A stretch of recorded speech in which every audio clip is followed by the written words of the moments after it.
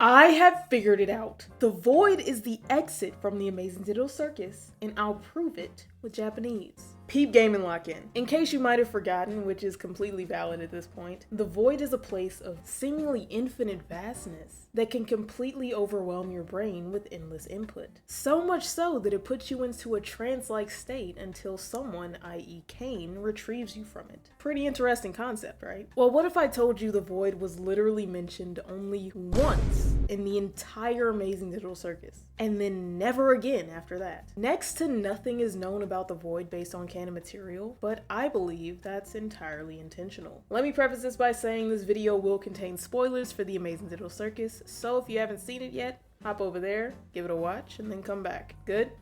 Cool. If there's one thing that the creator of the Amazing Digital Circus, Gooseworks, loves, it's foreshadowing. She often takes a Chekhov's gun approach to her storytelling. A concept is introduced in the first act, carried through to the second, and finally utilized in the third. We see this time and time again through the series. For example, right at the start of episode 2, Pomni has a nightmare, falls out of her bed, and clips into a block, which then launches her straight into the ceiling. That concept, which was introduced at the very beginning of the episode, ends up being the solution to the issue at the end, when Pomni and Gummigoo use that same tactic to escape from the digital backrooms. The collision glitch was introduced in the first act, and then utilized in the third. That's Chekhov's gun. Now we can apply the same concept to the void. It was introduced in the first episode of the series, and stayed quiet up until now, through the second act. Now that we're in the end game for the series, the gun has to go off. And here's how I think it'll tie in. You remember that abstraction theory I dropped a while back? The one where I said abstraction is the true escape from the circus? Yeah, I still stand by that.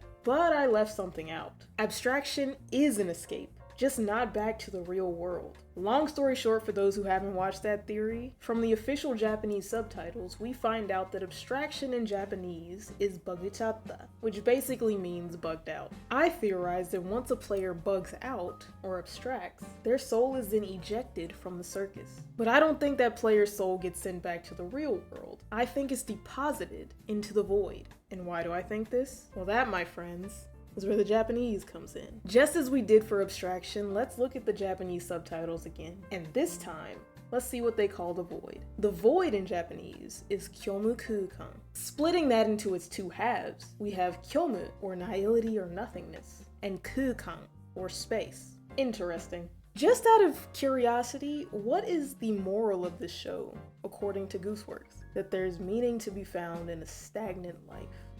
And what's more stagnant than floating through the void? Now hold on. I promise this will make sense in the end. At the very end of the pilot episode, we get this sequence.